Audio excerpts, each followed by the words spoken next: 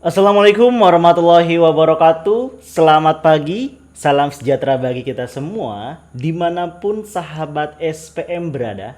Kembali lagi nih bersama gua Fajar Sidik di acara yang paling kece tentunya di Seni Pasar Modal Channel edisi tahun baru 13 Januari 2022. Pada edisi ini sama dengan edisi-edisi kemarin, di sini kita akan ngebahas merecap kira-kira apa sih yang menarik untuk ditradingkan pada perdagangan hari ini, serta apa aja yang terjadi selama perdagangan kemarin tanggal 12 Januari 2022. Tanpa berlama-lama lagi, yuk kita lihat.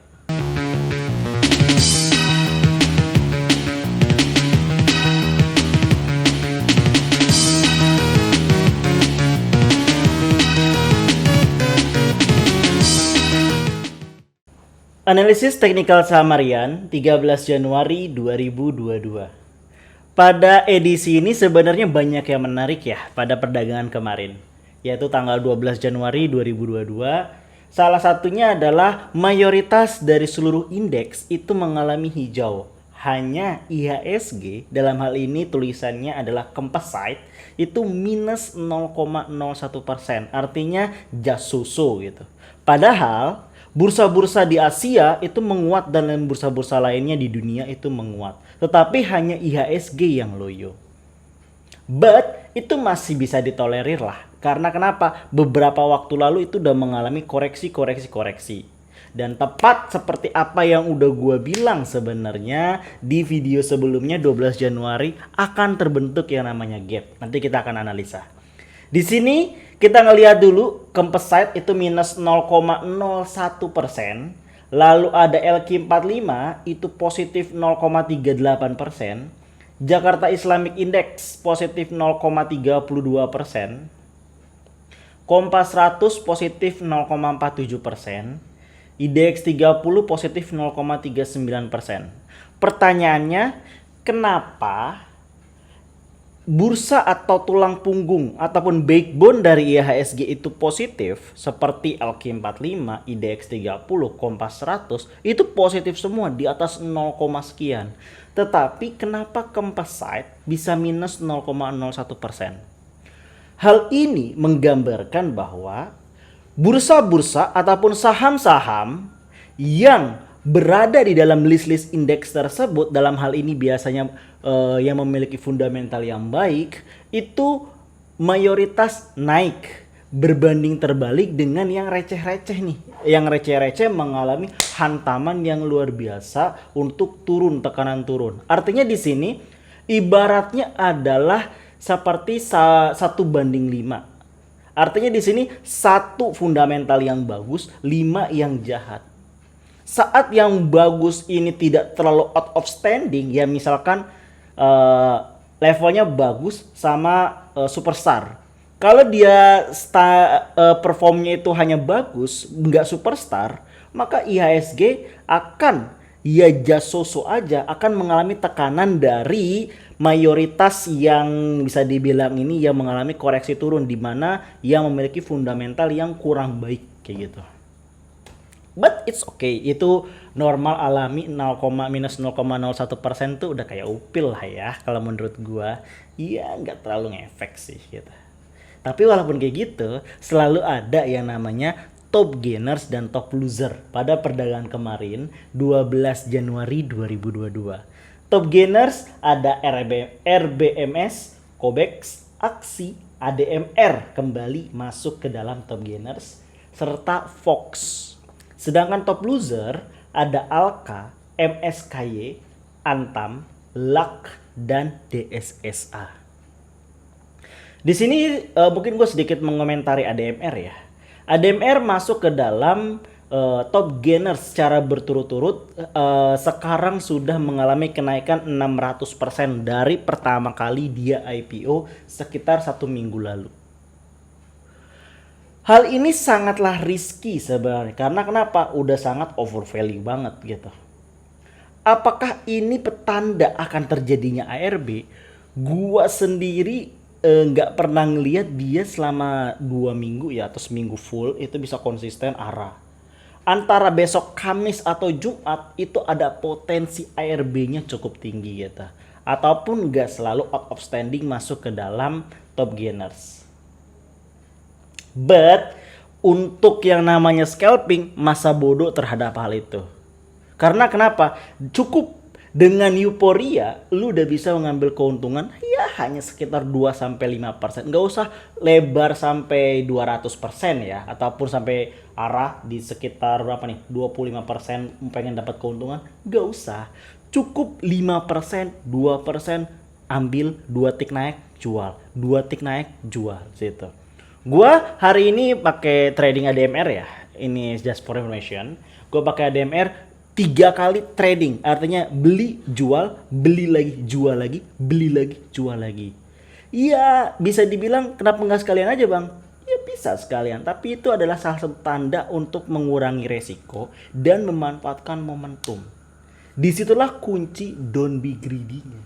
Kalau lu masuk langsung jebret modal gede, di bawah turun sampai 10 level, nangis lu gitu loh. Tapi kalau lu bisa maintain itu dengan baik, walaupun cuma 20.000, 50.000, tapi yang penting konsisten. Ada istilah yang mengatakan bahwa kecil-kecil nabung kecil-kecil lama-lama menjadi bukit. It's okay, pelan-pelan, yang penting menjadi bukit gitu. Lebih baik lu mengecilkan resiko kehilangan daripada lu membesarkan resiko kehilangan. Walaupun nggak bisa dibohongi, high risk high return. Tapi untuk menjadi seorang scalping, kesabaran dari seorang pemain itu menjadi kunci kesuksesan itu. Oke, ini adalah pergerakan IHSG pada perdagangan kemarin 12 Januari 2022. Bisa dilihat benar prediksi gua ya. Dia antara akan membentuk gap di 6.500 atau 6.600, ternyata dia membentuk gap di sini di 6.600. Sesuai dengan prediksi gua kemarin. Yang belum nonton silahkan nonton aja video kemarin 12 Januari 2022. Secara overall bisa dilihat dia mengalami kenaikan, mencoba menembus 6.700 sekali lagi dan gagal kembali. Lalu turun, naik, turun. Hal ini udah berulang berapa kali. Saat dia udah menyentuh hampir level 6.700, lihat nih, 6.692, hampir dikit lagi, ternyata enggak kuat. Biasanya saat dia udah menyentuh level resisten terkuatnya di 6.700, maka esok harinya itu kecenderungan yang namanya koreksi cukup tinggi. Hal ini tergambar dari apa? Lihat, di akhir sesi, lebih banyak buangan daripada yang masuk cuma segini. Artinya di sini potensi gap down lebih tinggi dibandingkan gap up, ataupun potensi untuk setara closing pada perdagangan 12 Januari sama pembukaan di 13 Januari itu bisa sama kuat. Artinya bisa sama kuat ataupun gap down. Saat gap down, potensi semua saham itu akan panik semua untuk pada jual. Jadi, maintain psychology itu penting banget di sini. Salah satunya adalah yaitu memaintain yang namanya psychology akibat sebuah yang namanya berita. Ada 3 berita menarik di sini. Yang pertama nih, berita dari kompas.com, jenderal dari segala jenderal, ataupun bisa dibilang salah satu menteri multi talented, yaitu Pak Luhut. Berita dari kompas.com, kita perkirakan puncak gelombang Omicron terjadi awal Februari. Jakarta, Menteri Koordinator Bidang Kemaritiman dan Investasi Luhut Binsar Panjaitan menyampaikan, dari hasil pengamatan terhadap pengalaman negara lain, puncak varian Omicron akan mencapai puncaknya dalam kisaran waktu 40 hari. Artinya di sini Nataru itu sampai tanggal 2 Januari. Kita hitung 2 tambah 40 aja. Artinya di sini sekitar minggu kedua di bulan Februari. Artinya sekitar tanggal 10 Februari. Kurang lebih plus minusnya di 10 Februari. Atau lebih cepat dari varian Delta. Maka puncak kesukaran varian ini bla bla bla bla bla. Ini udah di-warning oleh Pak Luhut.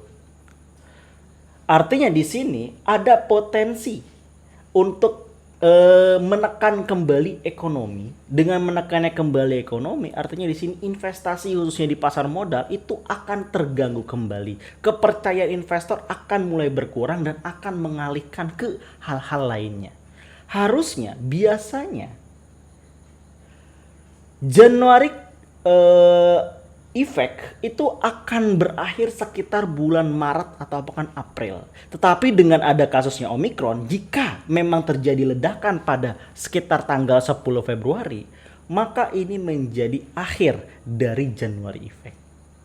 Welcome to yang namanya koreksi dan koreksi. Itu yang akan terjadi hingga bulan April. Gitu. Gua harap sih nggak terjadi seperti itu ya, karena ini akan euforia dulu gitu lah selama masih Januari effect. But siapa yang bisa kontrol virus? Nggak ada yang bisa yang kontrol virus. Ledakan di mana-mana. Oleh karena itu, please, kalau lu nggak ada kegiatan sama sekali, kurangilah mobilitas dan jangan lupa untuk yang namanya mengikuti anjuran pemerintah menggunakan masker kemanapun berada. Protokol kesehatan itu penting. Oke, kita next. Ganti berita. Berita dari kompas.com kembali.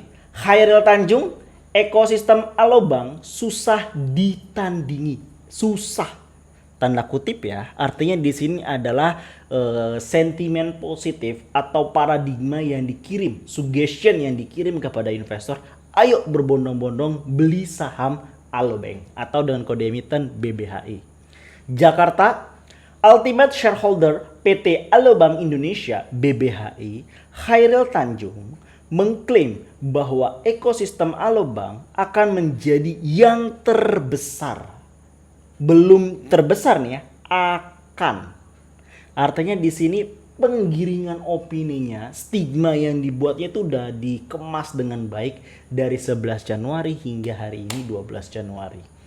Baik dalam bisnis fisik maupun dalam bisnis digital di Indonesia. Hal ini disampaikan oleh pria yang akrab disapa CT itu di Bursa Efek Indonesia. Iya, bisa dibilang ini sentimen positif ya. Oke, kita lanjut. Berita terakhir dari CNBC Indonesia. Saham Antam nyungsep berhari-hari hingga ARB. Menyentuh kalau nggak salah setengah di bawah harga 3.000, sekitar 1.400-1.500 harga dari Antam. Karena apa sih ini? Amblesnya saham Antam bertepatan dengan kabar kandasnya rencana Indonesia Battery Corporation melakukan akuisisi perusahaan pabrik kendaraan listrik atau electric vehicles EV di Jerman, yakni Street Scooter. Sebagai informasi, IBC merupakan perusahaan patungan dari sejumlah BUMN, yakni MindID, PT Pertamina Persero, PT PLN Persero, dan Antam. Salah satu kabar buruk sebenarnya untuk para pecinta Antam, tapi untuk para swing trading, kalau gue boleh nyaranin, ini saatnya momen untuk masuk. Kenapa?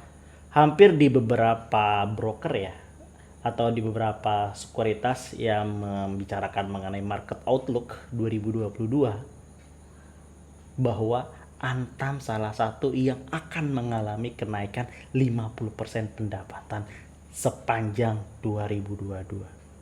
Artinya di sini adalah vision yang dilihat oleh seorang swing trading, oleh seorang momentum trading. Lu bisa manfaatin itu apa enggak? Balik ke diri lu. Lu berani apa enggak ambil ini?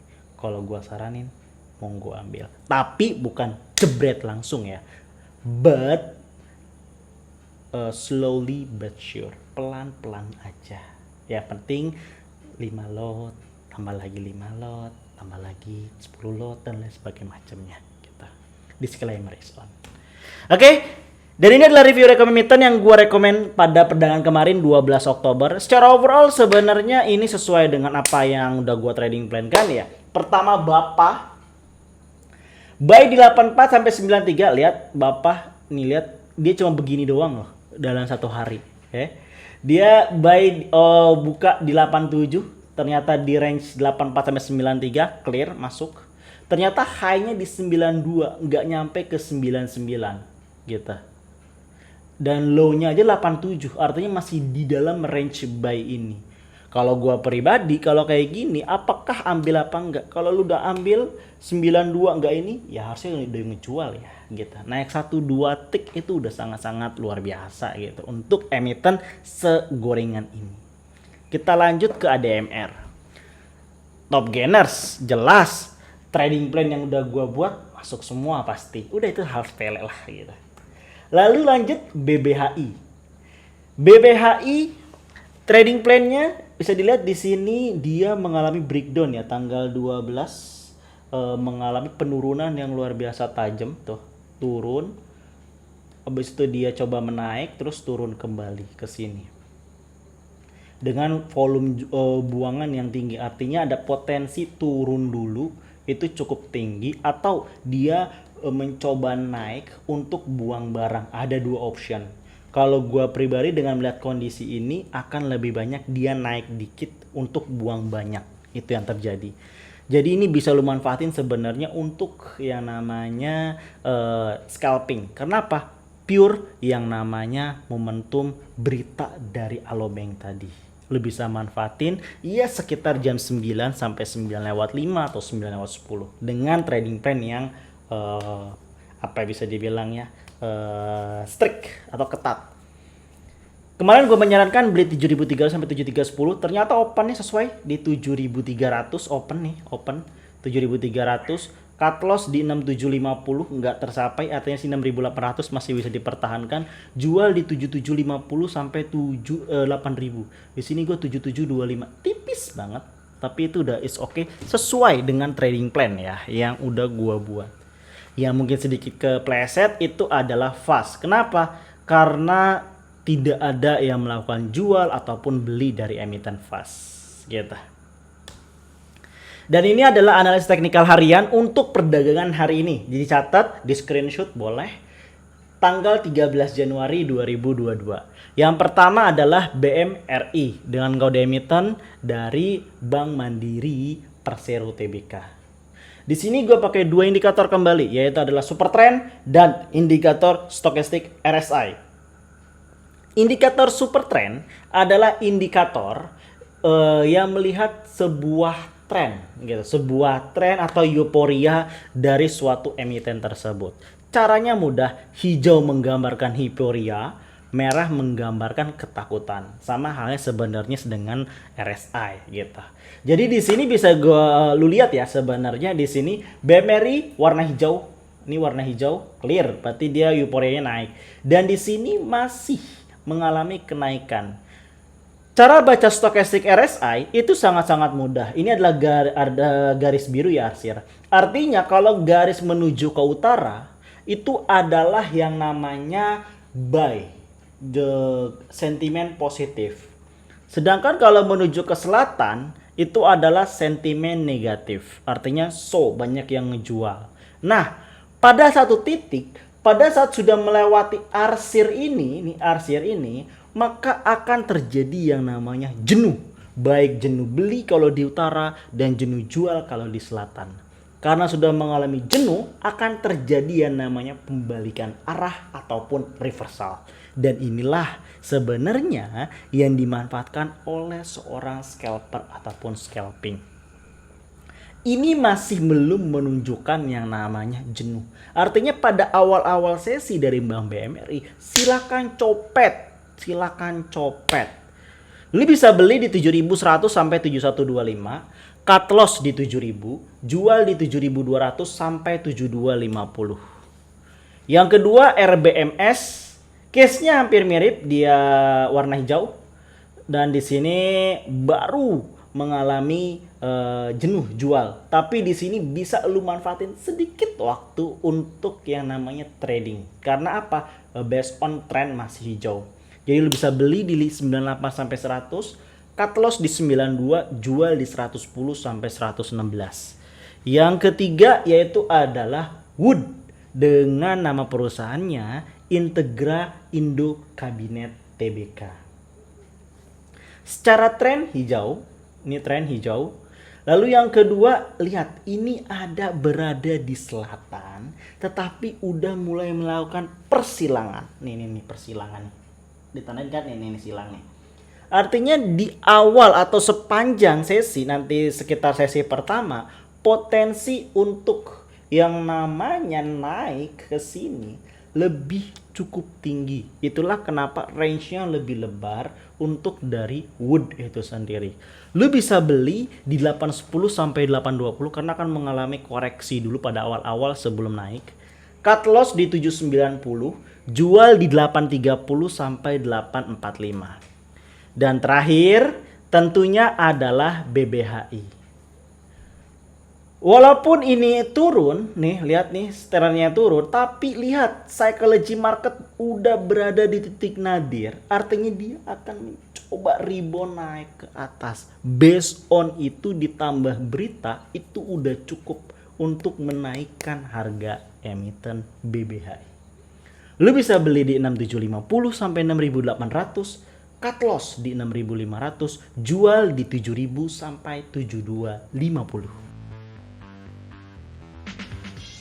Kurang lebih itu yang bisa gue sampaikan pada perdagangan hari ini. Silakan digunakan dengan baik trading plan yang udah gue kasih. Jika konten ini bermanfaat, silakan like, share, dan subscribe di bawah ini. Karena satu jempolmu untuk digunakan untuk itu sangat bermanfaat bagi konten kreator. Oke, see you tomorrow. Bye-bye.